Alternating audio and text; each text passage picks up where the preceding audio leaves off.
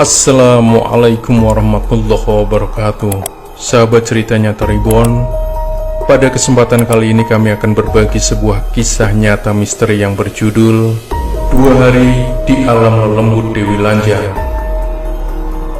Pagi itu Selasa 3 Mei 2005, aku mengajak temanku pergi ke Pantai Selamaran yang berada di Kabupaten Pekalongan, bukan untuk berdharma wisata, tapi untuk menjalankan sebuah ritual dari guruku. Sesuai dengan pesan dan ajaran guruku, sifat ritual yang aku lakukan ini memang harus selalu berendam di air laut tatkala menjalankannya. Pantai Selamaran sendiri begitu cocok dijadikan sebagai tempat ritual, sebab sejak dulu pantai ini sudah aku kenal tatkala aku sering main ke rumah saudaraku yang berada di Panjang Wetan, Pekalongan. Dengan alasan itulah aku menjadikannya sebagai ajang ritual khususku yang memang sangat aku rahasiakan. Di samping air laut serta pasirnya yang bersih, masyarakat di sekitar pantai ini pun sangat ramah tamah kepada setiap orang yang berkunjung. Karena itu tak heran jika kawasan pantai ini selalu dipadati pengunjung, terutama di hari libur.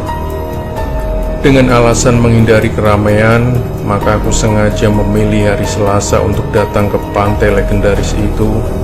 Aku pun memilihnya pas tengah hari, ketika panas matahari menyengat dan membuat orang enggan berada di sekitar pantai.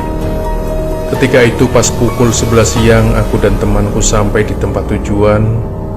Angin laut yang semilir seolah menyambut kedatangan kami. Teriknya sinar mentari pun langsung terasa memanggang tubuh kami. Suasana pantai tampak sangat sepi.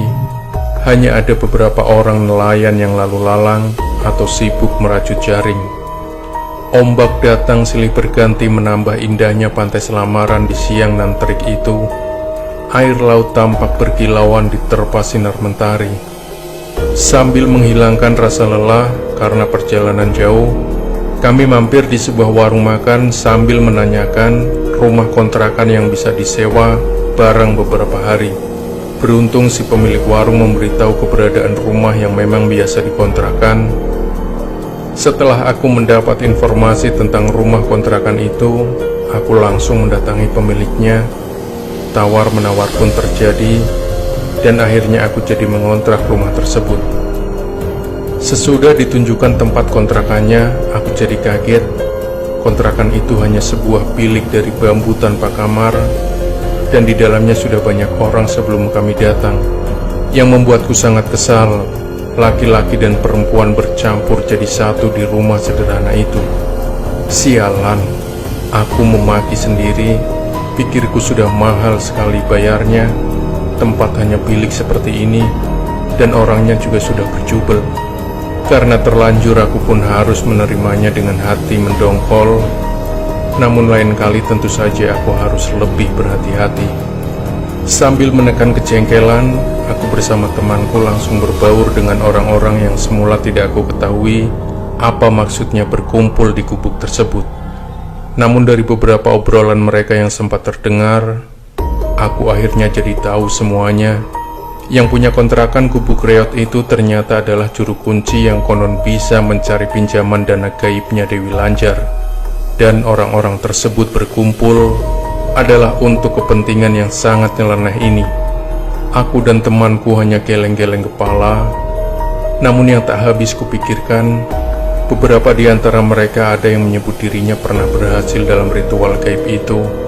Mungkinkah? Pertanyaan ini sungguh tak dapat aku pecahkan. Tanpa mempedulikan aktivitas orang-orang itu, malam harinya sekitar pukul 11:30 waktu Indonesia Barat, dengan ditemani kawanku, aku mulai melakukan ritual, yakni dengan berendam di pinggir Pantai Selamaran. Dinginnya air laut sangat terasa ke seluruh tubuhku. Ombak laut silih berganti menerpa sampai ke wajahku. Semakin malam ombak kian bertambah besar, air pun mulai pasang. Namun kupertahankan posisiku agar tak oleng dari posisi duduk semula yang membentuk sikap bersemedi. Namun di luar dugaan, ombak laut semakin besar dan air pasang kian meninggi. Dadaku terasa sesak akibat silih bergantinya ombak yang menerjangku. Lama-kelamaan kepalaku pusing, pandanganku pun berkunang. Setelah itu aku tak ingat apa-apa lagi. Entahlah, mungkin aku tenggelam diseret ombak dan air pasang yang kian meninggi. Yang pasti di saat aku tak sadarkan diri, seolah-olah aku dijemput dua orang yang bertubuh tinggi kekar dengan seragam ala prajurit keraton. Kejadiannya begitu cepat. Kedua orang prajurit itu membawaku masuk ke sebuah istana yang sangat megah. Di dalam istana yang penuh pernak-pernik barang antik, ratusan prajurit dan dayang-dayang menyambutku dengan senyum penuh keramah tamahan. Setelah memasuki beberapa ruangan dan melewati barisan prajurit, hulu balang, serta dayang-dayang yang seluruhnya seperti takjim padaku, akhirnya aku sampai di sebuah ruangan yang jauh lebih indah dari yang lainnya. Di tempat itulah aku dihadapkan kepada sosok yang disapa sebagai Ibu Ratu. Dia adalah wanita yang sangat cantik, dengan tubuh sentosa. Penampilannya terlihat sangat agung dengan mahkota bertahtakan intan berlian yang bertengger indah di kepalanya. Karisma serta kelembutan nada bicara Ibu Ratu seakan membuat seisi istana patuh dan sangat menghormatinya. Begitupun yang kurasakan, sekujur tubuhku serasa merinding saat mendengar nada suaranya yang merdu, bak bulu perindu. Setelah mengaturkan sembah ke Ibu Ratu, dua prajurit tadi mengajakku keliling istana dari satu tempat ke tempat yang lain. Di tengah jalan aku bertemu dengan dua gadis cantik yang kemudian ku ketahui bernama Sri Lorenza dan Sri Lopaka.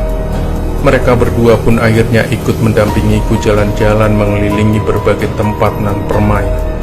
Akhirnya tibalah aku bersama 4 orang lainnya ke sebuah bangunan yang dikelilingi oleh sebuah sungai dengan air gemerlap. Setiap 4 penjuru sungai ini terdapat satu jembatan menuju pintu masuk. Saat akan melewati salah satu jembatannya, aku sangat terkejut.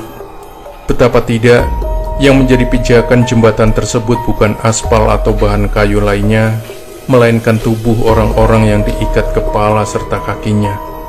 Mereka dijejerkan saling berlawanan arah sehingga terhampar sedemikian rupa. Yang membuatku terkejut, semua orang yang menjadi alas jembatan itu masih dalam keadaan hidup. Bergidik dan ngeri aku dibuatnya, hingga aku tak sanggup meneruskan langkahku.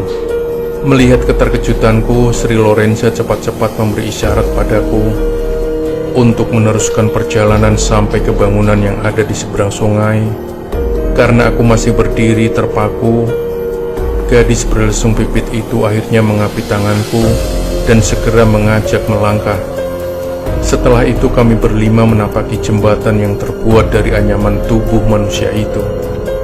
Seperti tak ada masalah, keempat orang itu mengajak satu demi satu orang-orang yang menjadi alas jembatan, seakan mereka tak punya rasa kasihan sedikitpun. Dengan risih aku pun terus mengikuti langkah mereka. Ketika itulah dengan jelas aku mendengar dari mulut orang-orang itu jeritan yang sangat histeris. Ya, mereka menahan rasa sakit yang tak terperi. Ini juga jelas terlihat dari raut muka mereka yang tampak sedemikian menderita. Sesampainya di ujung jembatan, aku menghentikan langkahku. Dengan sedikit memberanikan diri aku bertanya pada Sri Lorenza, "Sri Lorenza, apa yang terjadi penyebabnya hingga mereka semua diikat dan disiksa seperti itu?" "Mas, itu semua orang-orang serakah di masa hidupnya. Mereka semua minta kekayaan pada Ibu Ratu, dan Ibunda pun memberikannya. Tetapi setelah mereka jaya, semua tak mengakui pemberian tersebut. Karena itu mereka akhirnya disiksa seperti itu," jelas Sri Lorenza. Aku terbengong-bengong mendengar, sampai akhirnya gadis itu mengajakku, "Bila kau ingin tahu segalanya, ayo masuk ke dalam bangunan itu." Aku hanya mengikuti saja. Kami sama-sama melangkah ke arah bangunan yang dimaksud Sri Lorenza. Di depan pintunya kulihat dua penjaga yang bertampang brewok dan sangar. Begitu melihat kedatangan kami, mereka langsung membuka daun pintu. Terdengar suara berderit yang memecah keheningan. Lalu apa yang terjadi? Aku benar-benar tak kuat melihat pemandangan yang ada di dalam bangunan itu. Ratusan orang disiksa dengan sadisnya. Tubuh mereka tampak berdarah-darah. Bahkan ada yang bola matanya pecah. Bekas cambuk tergores di seluruh badan mereka. Darah menetes di sela luka menganga. Sri Lorenza, mengapa mereka disiksa seperti itu? Apa pula kesalahan mereka hingga tiada maaf untuk memperbaikinya? Dengan suara gemetar aku kembali bertanya. Sudah terlambat bagi mereka untuk meminta maaf. Semasa hidupnya, mereka semua pemuja Ibunda Dewi Lanjar. Setelah Ibunda memberi kejayaan, mereka semua meninggalkan kewajiban ibadah kepada Allah, berhaji, serta bersedekah. Mereka hanya mau enaknya saja tanpa mau bekerja, tanpa membantu orang susah. Inginnya selalu berfoya-foya, hingga Ibunda marah dan menyiksanya seperti yang kau lihat saat ini. Sri Lorenza menjelaskan. Di saat aku sedang berbincang dengan Sri Lorenza, tiba-tiba dari kerumunan orang yang tengah disiksa, datang seorang nenek-nenek dengan badan bersimbah darah, serta baju yang robek-robek akibat cambukan para algojo. Nenek itu mendekatiku sambil berkata, "Nak, tolonglah, nenek sudah tak kuat. Nenek ingin mati saja. Nenek jerah minta pesugihan. Tolonglah, nak." Aku hanya tergagap-gagap mendengar permohonan si nenek. Sebelum sempat kubuka mulutku, tiba-tiba datang seorang algojo bertubuh perkasa yang langsung menarik paksa rambut si nenek menuju tempat penyiksaan. Nenek itu terjungkal. Tangisan serta raungannya membuatku tak sadarkan diri lagi. Ya, tiba-tiba pandanganku menjadi gelap gulita. Tanah yang kupijak pun seperti bergetar hebat, seolah ada gempa. Apa yang nampak di depan mataku selanjutnya sungguh sesuatu yang sulit diterima akal sehat. Setelah aku siuman, kulihat di sekelilingku telah banyak orang dengan raut muka cemas memandangku yang terbaring lemah. Ada apa ini? Aku bertanya pada mereka. "Alhamdulillah, kau sudah sadar," kata Marwan, temanku yang selalu setia menyertai perjalananku. "Memangnya aku ini kenapa?" Aku kembali bertanya. "Kau sudah tak sadarkan diri selama 2 hari 2 malam," jawab Marwan. Begitu kagetnya mendengar jawaban Marwan, sampai aku terduduk sambil memandang ke sekeliling. Aneh.